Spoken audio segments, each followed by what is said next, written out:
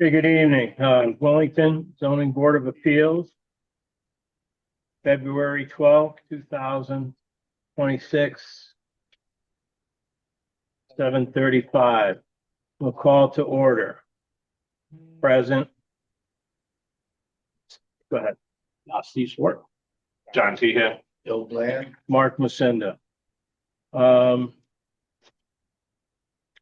Applications for receipt, not seeing any. Legal notices, not seeing any.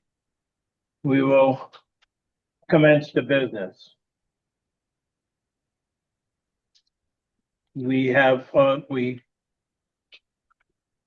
open the public hearing, and we're going to continue it. ZBA 25-4, 335 River Road.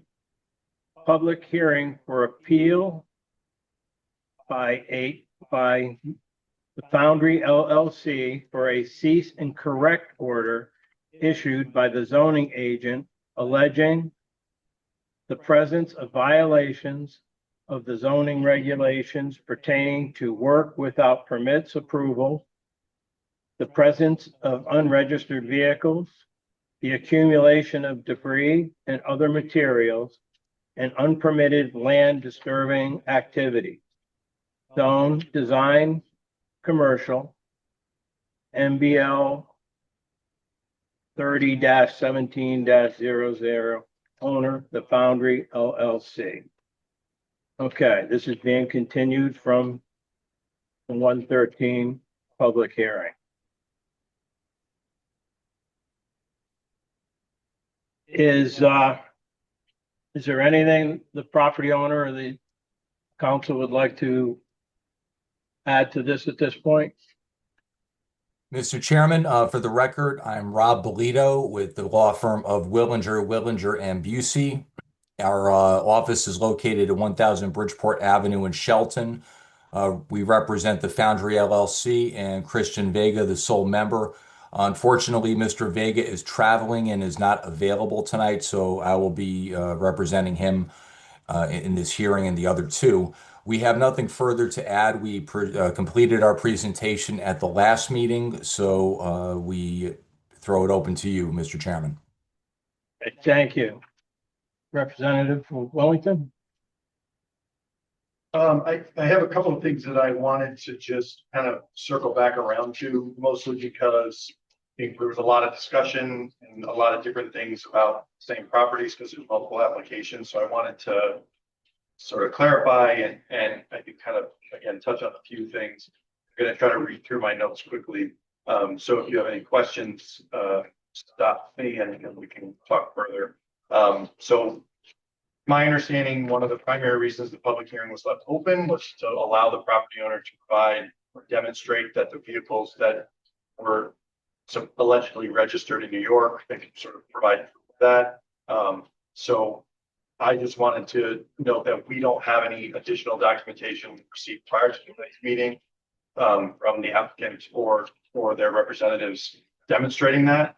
The other thing that I wanted to point out, because I think it was a little bit blurred based on the discussion from the last meeting, is that the requirement that the vehicles be registered is it's a portion of what is in the regulations, but not the only qualifying criteria. It's registered and operable.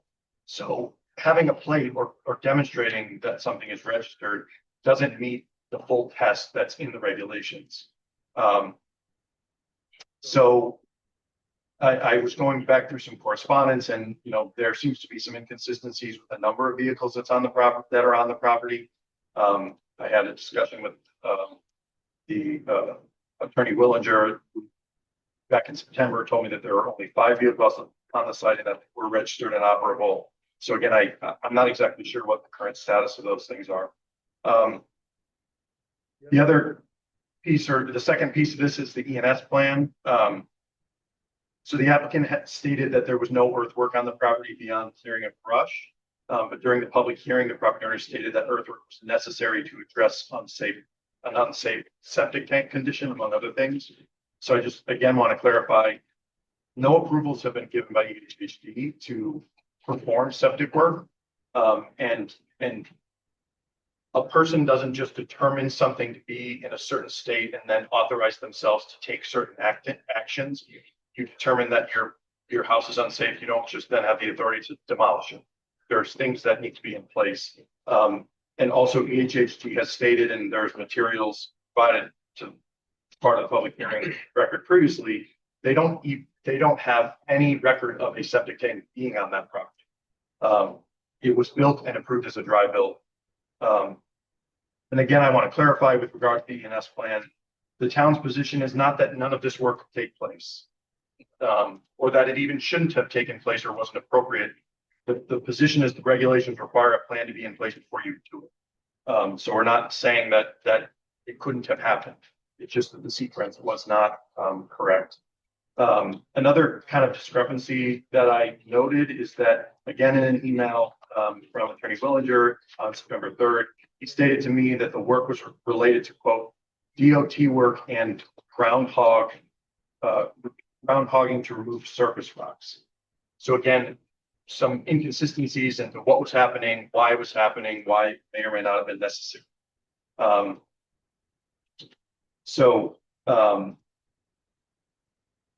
other thing that I think was discussed is that I think I want to correct is that the lack of investment and attention that's been paid to the property has been attributed to how unworkable the town has been throughout the process, which is just could not be farther from the truth. At least I would say we have traded 60 plus emails. We have urged him to come in and meet with us. I have basically begged for a plan to achieve compliance over the last many months. We have given them a lot of flexibility and time, educated on the process, tried to be flexible, explained to them what expectations would be of various components of building official planning and zoning commission ahead of time to try and sort of educate them. The property owner has been aware of the zoning regulation standards since the initial notice of violation was issued in 2023. Same violations were cited then. The only thing that has changed is we have had more earthwork, we've added equipment, and we've added almost double the amount of vehicles. So this is not I don't know what's needed to comply, or I'm trying to comply. So related specifically to the appeal, I obviously believe that you should be upholding my order. The other thing that I guess want to clarify, and I included in my memo, and I don't know if I mentioned it at the last meeting, but Ken can tell me if I'm wrong.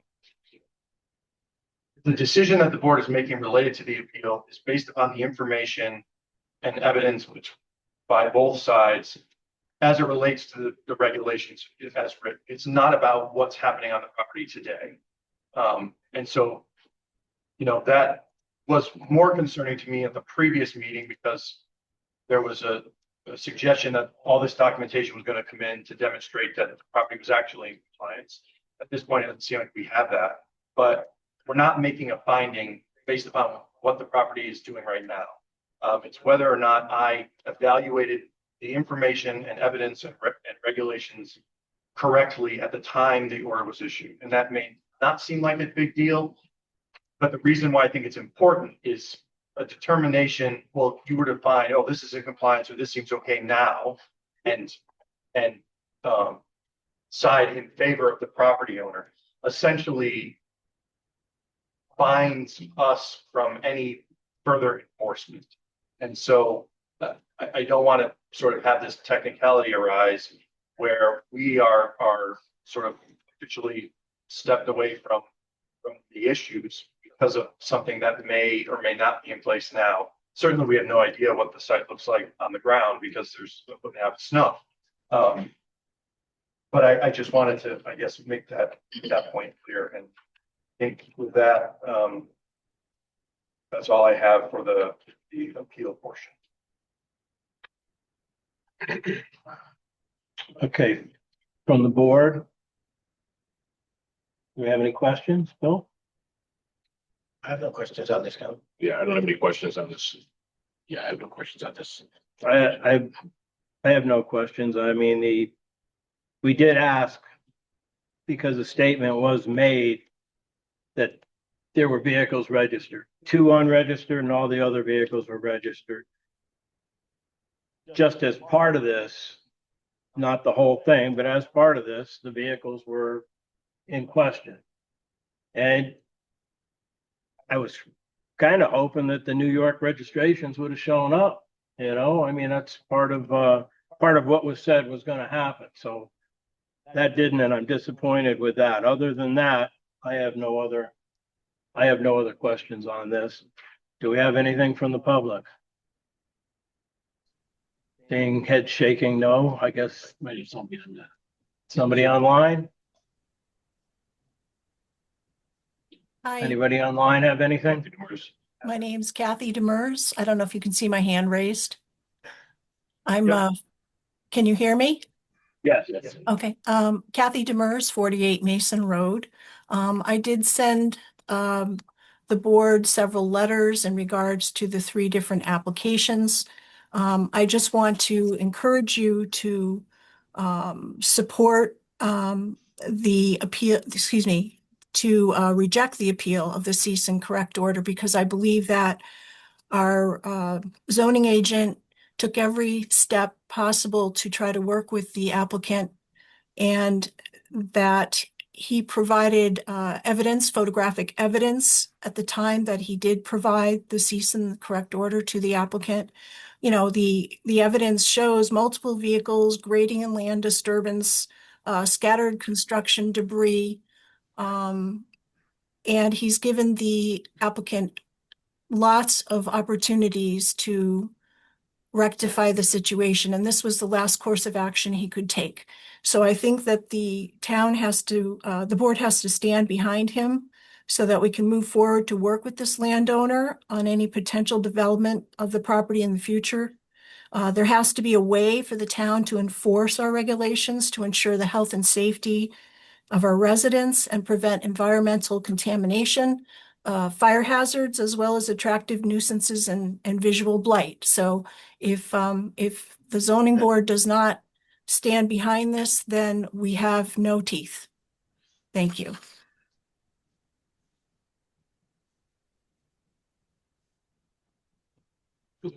Yep. Ralph? Good evening, Ralph Tillis, Village Hill Road. I would like to echo everything that Kathy just said.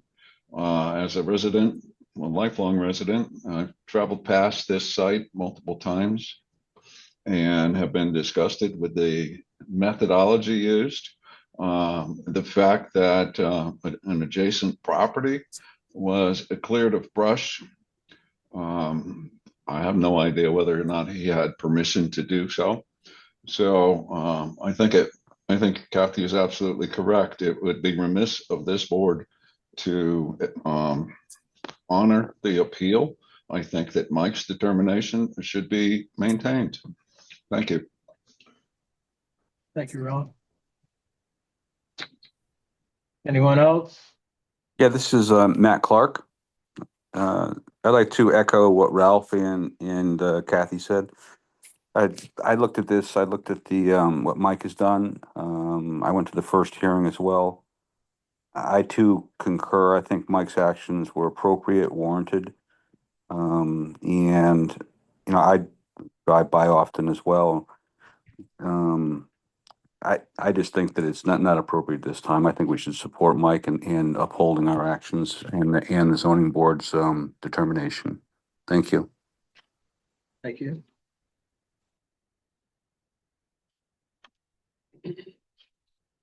Yes, sir. Mike McCoo, First Selectman. I said this at the opening of the hearing, but I will reiterate only because I have had more complaints since the previous hearing.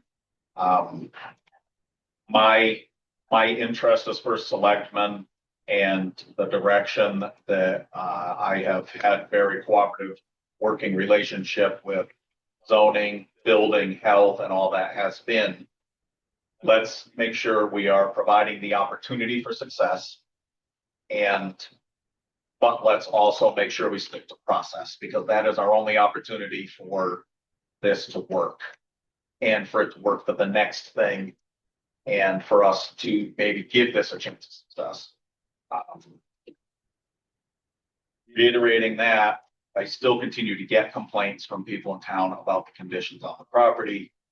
At the previous portion of the hearing, it was stated by Mr. Vega that he was doing work to remove the dumpster and such. It was true. The big roll-off dumpster went around that day. I don't remember if it was before or after, but that dumpster was removed before the big snowfall. But unfortunately, whoever's putting garbage in it, which could have been people on the street throwing garbage in it, I don't know, was also overthrowing it behind the dumpster against the building. So when the dumpster was removed, there was a pile of garbage against the building. That to this day is there with snow on it now. So I believe we're doing everything. As I stated before, I started going to the property as deputy fire marshal back in the fall. Good open conversation, opportunities to succeed, opportunities to get turned around, go in the right direction. But we're still in this place where we're not in the right process, and we're still getting complaints. And part of my job is beyond helping the applicant have a fair shot, is also making sure the rest of the community has a fair shot at seeing their regulations enforced for their quality of life and the proper development and all that. So that's what I'll say. Thank you, Mike. Anyone else? Board is all through? Okay.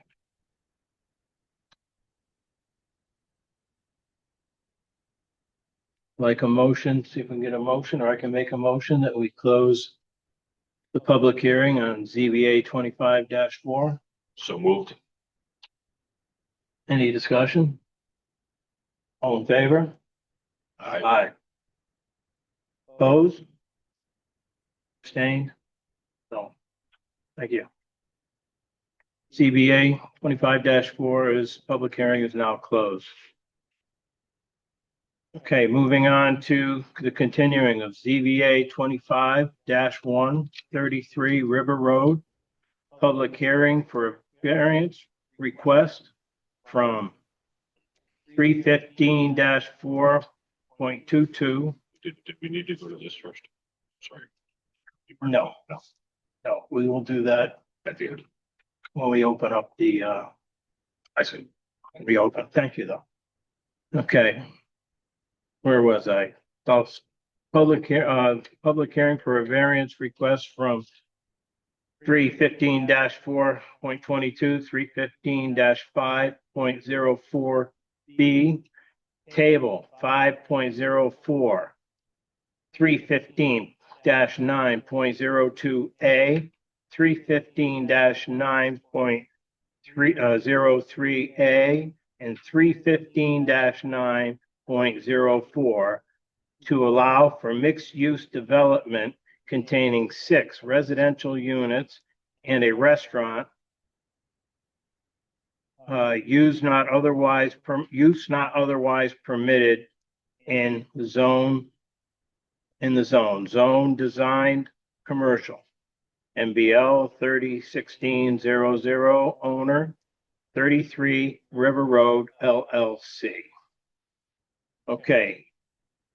Speaking on behalf. Is there anything you'd like to add? Thank you, Mr. Chairman. For the record, Rob Bolito, Willinger, and Busey for the applicant 331 River Road LLC. We gave a detailed presentation at the last hearing. We have nothing further to add at this time. Thank you. Town? I have also have just a couple of notes that I want to go through, and I will try to be quick. So at the last meeting, Attorney Willinger stated very emphatically that the case law that I cited in my staff report and the way that which I applied it is 100% incorrect. And again, in my view, and I can put Ken on the spot later, he can tell you after the hearing is closed his opinion on it, but the burden of proof on the applicant is as written in those cases, that the end of the day, to prove the case for a use variance, you need to be able to demonstrate that the building cannot be used for any other reasonable purpose in accordance with the zoning regulations that are in place. That's not my opinion. I'm not pulling on all the various threads here, there, and everywhere to kind of pull something together.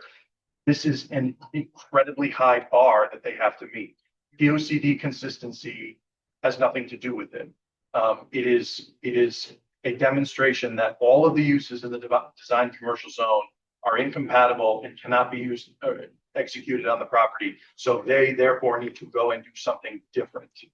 And they demonstrated through the public hearing at the last meeting that there were uses which are allowable in that zone that are possible, and they had been speaking with tenants about. So, you know, again, I think that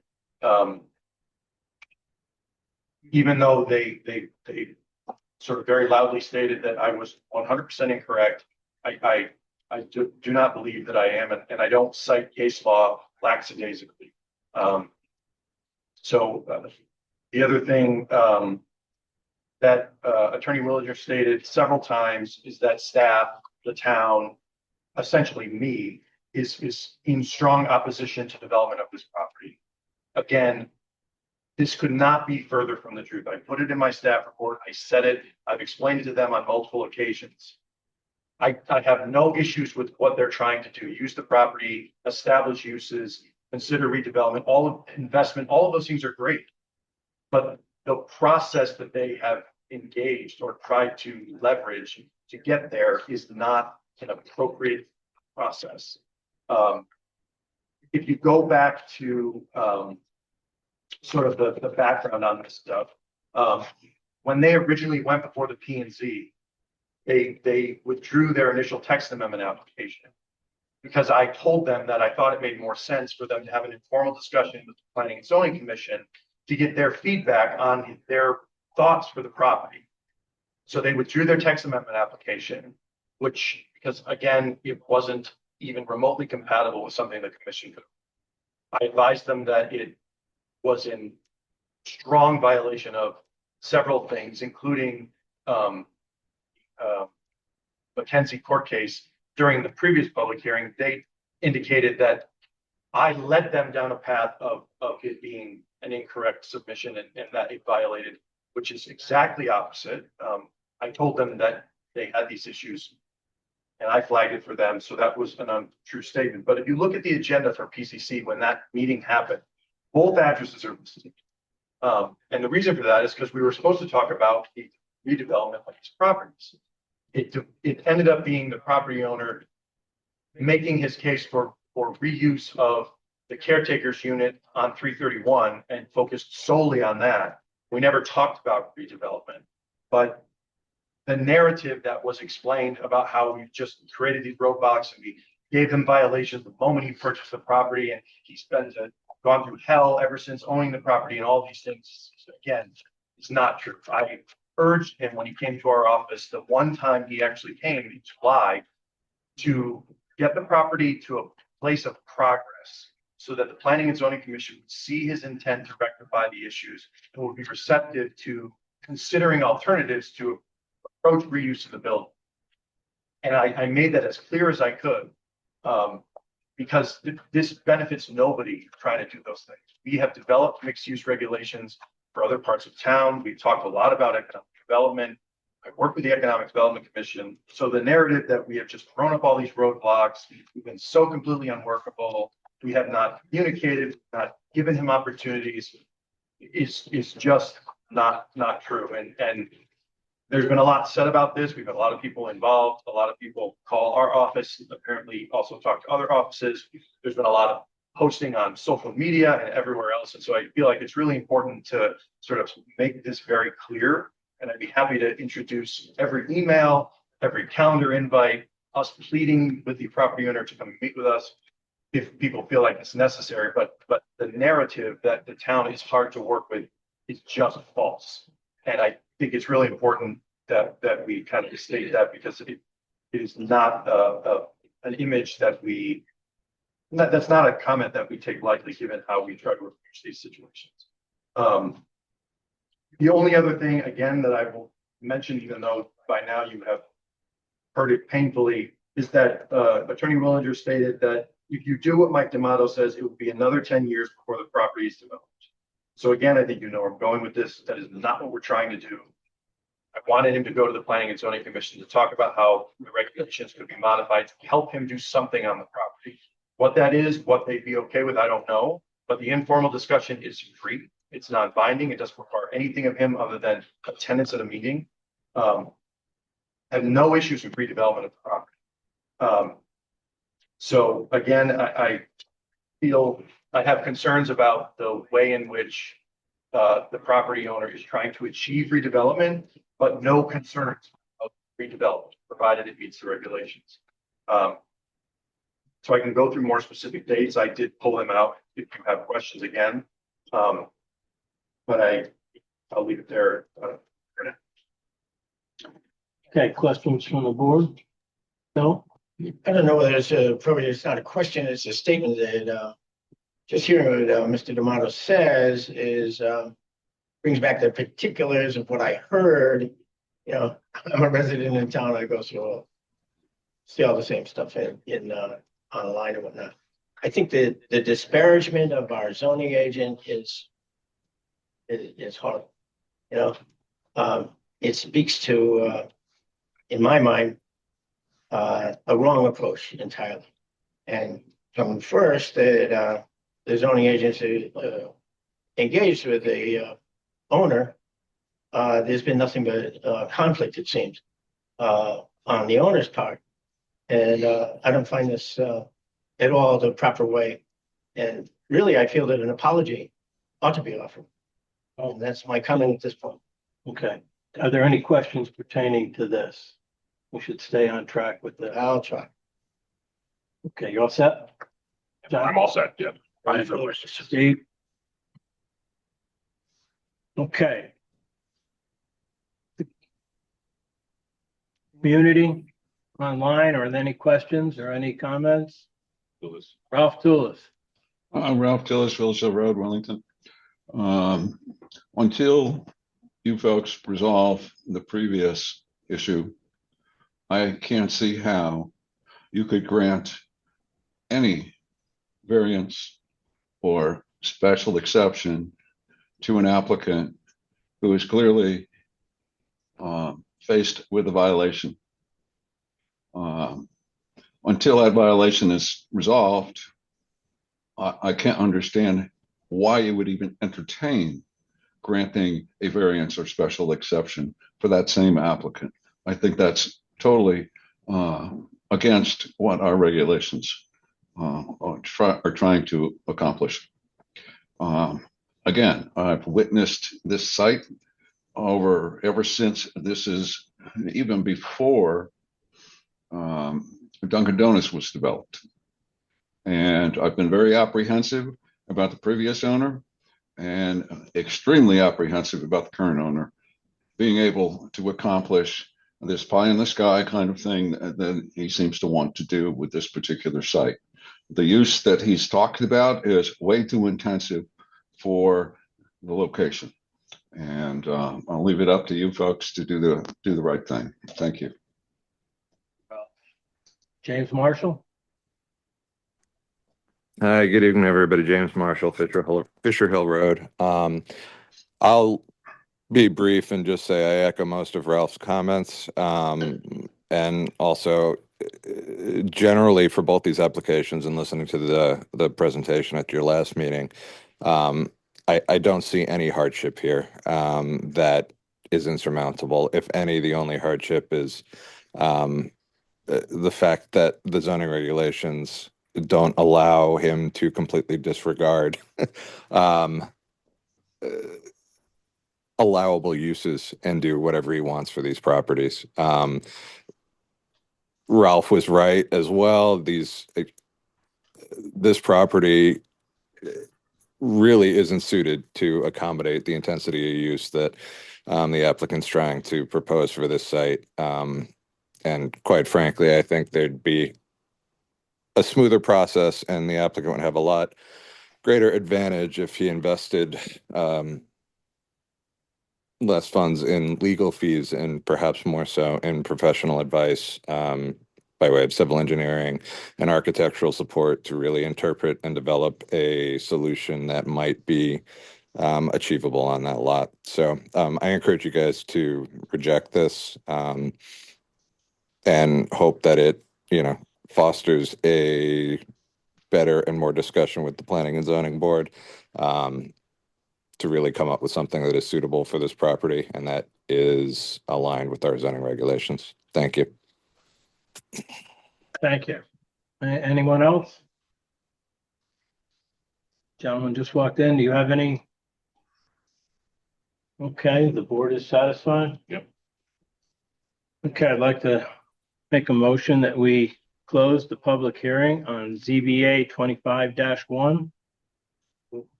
Second. Second. Any discussion? All in favor? Aye. Aye. Opposed? Abstain? Hearing no one, the motion is closed.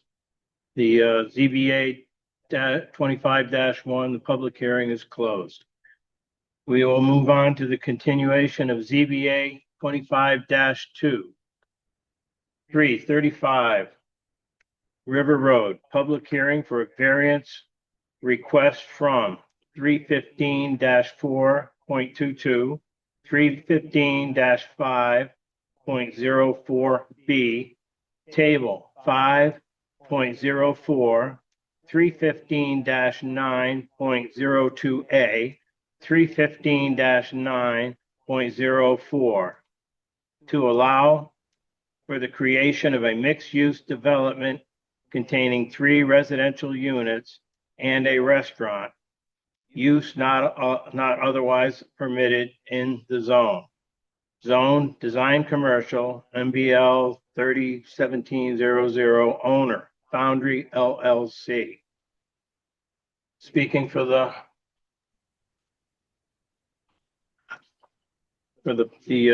plaintiff, not plaintiff, applicant.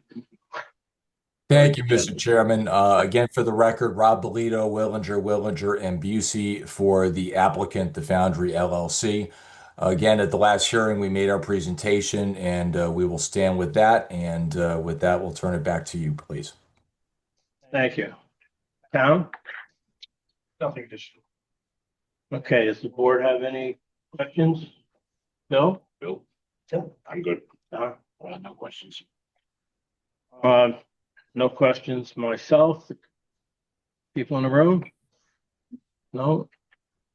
I see a hand up. Put my glasses on. Ralph Tulis. Again, Ralph Tillis, Village Hill Road in Willington. As far as the proposed use of this particular site, it would be great to see that barn resurrected and used for something productive for the town of Willington. What I would like to see, and I haven't seen any evidence of that, is a coordinated effort with the adjacent business. You're going to introduce another commercial operation there with the creamery. There is an easement for Dunkin' Donuts across the front of that property. This all needs to be integrated into a cohesive commercial and mixed use if it does get approved. But again, I'll restate what I said on the previous application. If you have an applicant who is in violation of our regulations, how can you accept an application for variance or special exception? I think that would be totally incorrect on this board to even move forward on this. Resolve the zoning violations and let's rethink this.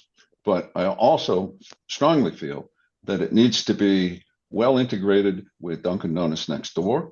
They're going to affect that easement, that driveway from southbound Route 32. And it needs to be a cohesive development between the 2 properties. They were originally one property. They were split when Dunkin' Donuts went in. And if we're going to do something, it needs to be something that fits. And right now, I'm not so sure that this board has the information that would clearly enhance a cohesive operation between Dunkin' Donuts and whatever business and residential use is decided on the property north of Dunkin' Donuts. Thank you. You're Ralph. James Marshall.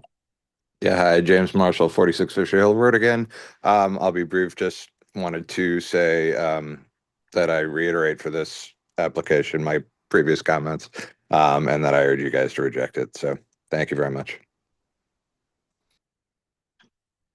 Thank you. Anyone else?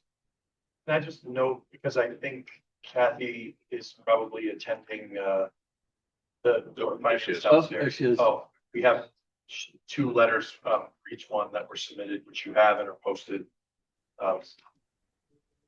Kathy? Hi, I just want to reiterate, Kathy Demers, 48 Mason Road. I just wanted to reiterate a few quick points on the letter that I sent.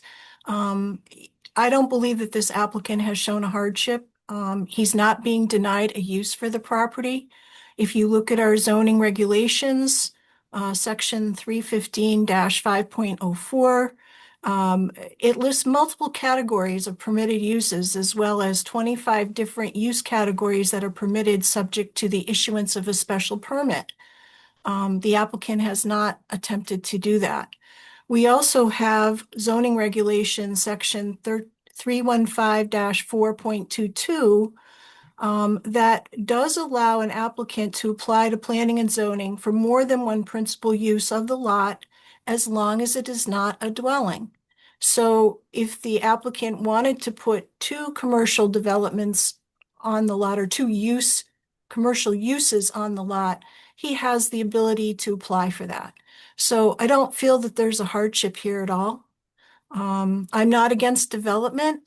I don't feel that I know that they've said that they feel that what they're presenting is in harmony with the town's plan of conservation and development to have more of a village-like setting. But village-like settings, if you read the plan of conservation and development, don't necessitate that you have housing.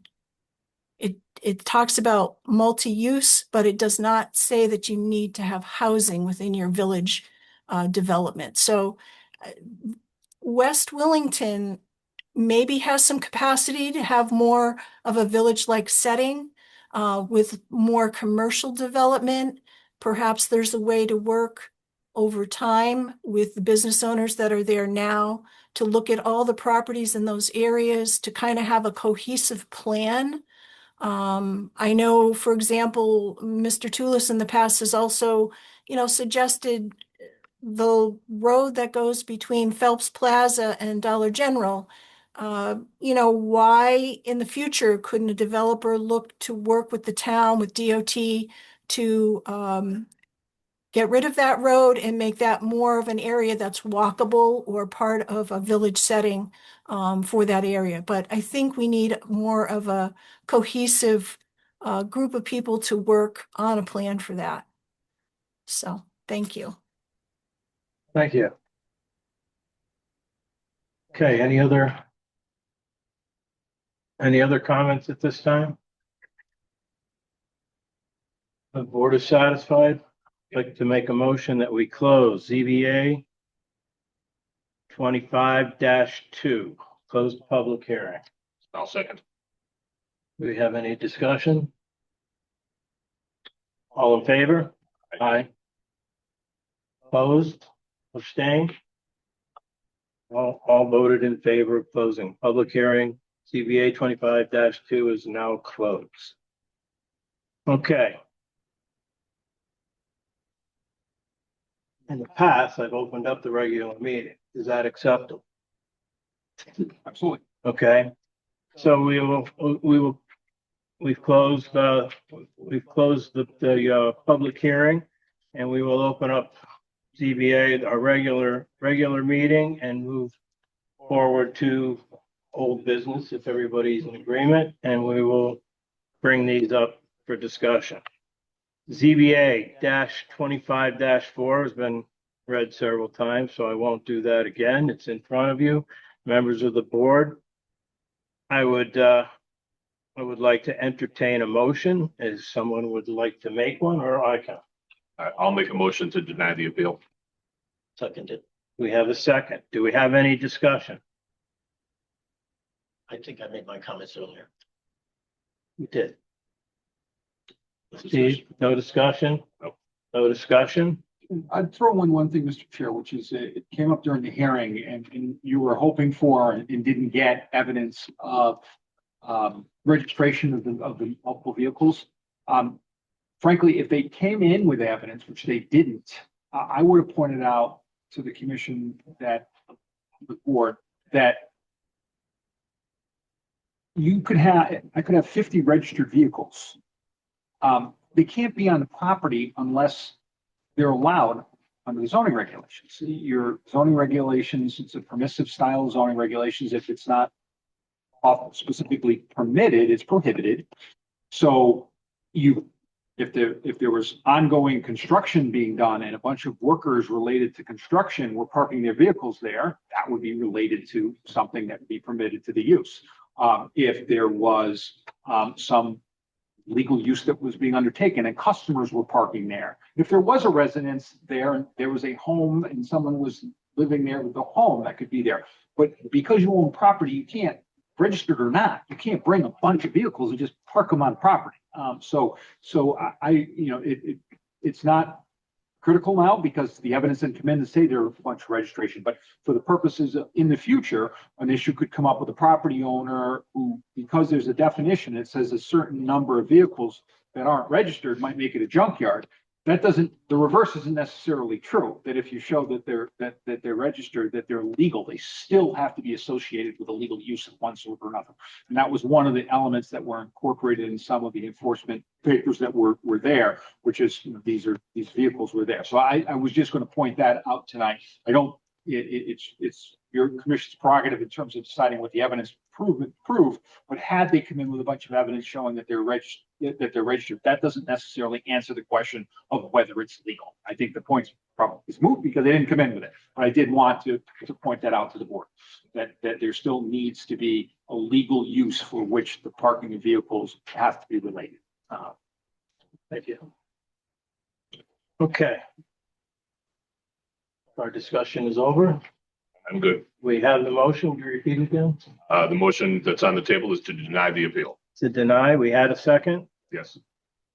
All in favor of the motion? Aye. Opposed? Abstain? Unanimous vote.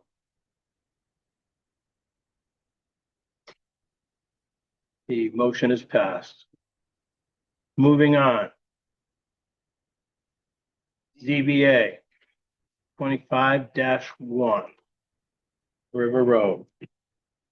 Is somebody willing to make a motion? Yeah, I can motion.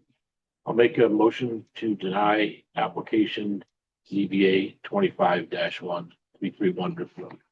Do we have a second? I'll second. Discussion. I just want to put out there, not looking at any other part of it. The goal was to meet a hardship and for us to move on past the hardship. It has to be met. For us to look at granting a variance on anything else, the hardship has to be in place. And from what I've heard, what I've seen, the property is developable as a commercial property as it sits there. And so that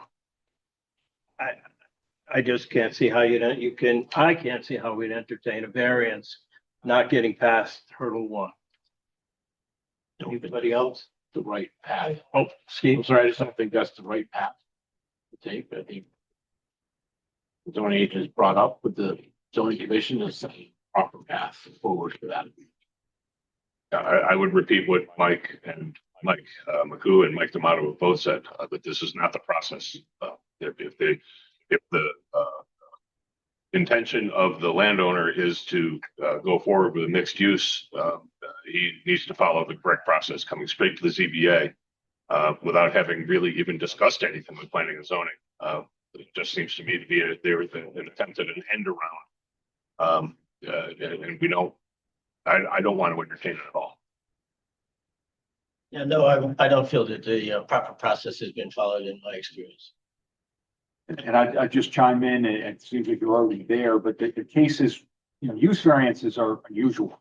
They can be granted, but generally the evidence has to be that, there's something unique about the property that prevents it to be used the way that the zoning regulations allow for it. And one of the classic ones was, like here, there was an area that was zoned resident, kind of reverse. It was an area that had been zoned residential.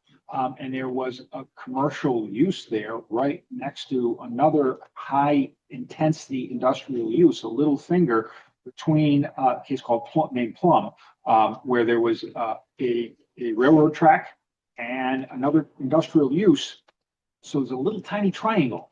And they were able to present evidence to the ZBA that you can't turn that into a residential use. It doesn't work right next to the railroad, right next to another high end, and continuing to use it, using it as a lumber yard is consistent with what was there. But they put a lot of evidence on about why they couldn't genuinely do what the regulations would have allowed. Another one was the other way around, was a residentially zoned property, and that they showed soil conditions were such that you couldn't get a septic system to work. Nothing else would work there, and it was unique to the property. That's another thing that an applicant for a variance needs to show. There's something unique about their property that's different than others in that zone. And they showed because of that, they allowed it to be used as a nursery, even though nurseries weren't allowed in the regulations because there wasn't any reasonable use. Because that's really what your board is about to do, is to protect when they're really you're the kind of the last resort in a way when the regulations as they're applied don't allow you to use your land in any reasonable way. That's when you come to you folks. And as you're pointing out already, so I'm piling on to some degree, the process is you get the rules changed in a way that work for you, or otherwise you got to present a lot of strong evidence as to why you can't do anything on this property but what I'm asking to do. And I think, as I said, you've already heard from you that you're already there, but I just wanted to point out that from my standpoint, there's legal support in where you're coming from and the kind of evidence that needs to be demonstrated to support a use variance. Well, this is a tiny parcel. 0.6 acres. I mean, it's a tiny parcel. There's a large building on it taking up a good portion of that parcel. There has been retail and a printing business, both in there, two businesses at the same time. So commercial use is and has been there. So like I said, I don't see where under these circumstances for me that the hardship has been met. That being said, if there's any more discussion, the motion again was? The motion was to deny the application, ZBA 25-1331 River Road. Now, without prejudice, does that would be something that would be it? Because or it doesn't matter. They can still come. This is just a question that I've had because I've heard people mention that. Usually without prejudice is when someone, it seems pretty clear that they might be able to comply, but they needed to present some additional information that they didn't provide. So you're making it clear to the applicant, you're welcoming them to apply again because there's some details you might be able to fill in. But absent that, ordinarily you just deny, and that doesn't mean they can't reapply. I didn't know. It has been brought up, and I just thought I'd follow up to find out about that. So it's more important in the Planning and Zoning Commission sometimes if someone there's a little technical defect. If the commission says it, that invites another application to fix what's missing. And then a neighbor can't say you lost your opportunity because you didn't present it the last time. So for a P&Z, sometimes it's more important to do without prejudice. The ZBA, less important. Okay, thank you. We have a motion. We had it seconded. We had our discussion. All in favor? Aye. Opposed? Abstained? Motion passes. We'll move on to ZBA 25-2. Anybody like to make a motion? I'll make a motion to deny. CPA 25-2. Bill Bland seconded. Any discussion?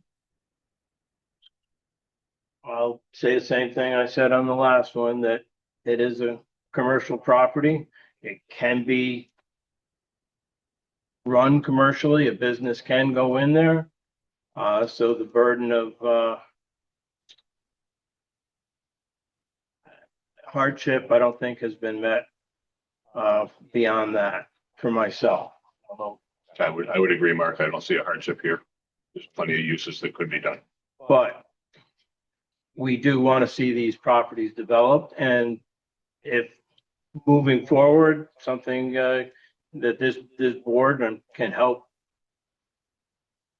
move forward, can help happen. We're all in agreement to Following the support procedures. where we can. Yep. Okay. Any more discussion? Well, just that I'd like to point out what Mr. Tula said as far as having to work with your neighbors. In this particular property, as I understand, I have to talk with the adult, so that would be a good first place to start. If they were to pursue something. Okay. Yeah, thank you. Just any more, no discussion? Okay, repeat your motion. The motion is to deny ZBA 25-2.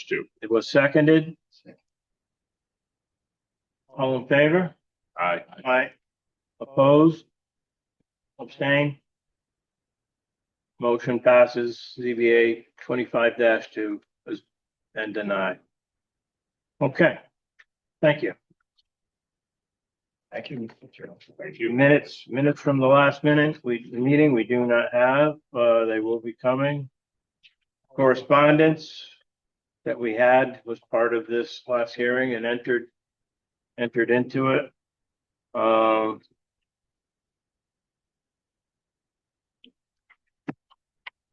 The public participation, but you guys want to participate in anything? Okay, Everybody online? thank you. Anybody online? Okay. Make a motion, we adjourn. Can I just make one more comment? You go right ahead. As a member of the board, I'd like to support our zoning agent and all the efforts that he gives to keep our town on the right track. Yes, thank you. Seconded. Thanks for your hard work, Mike. Appreciate that. Thank you.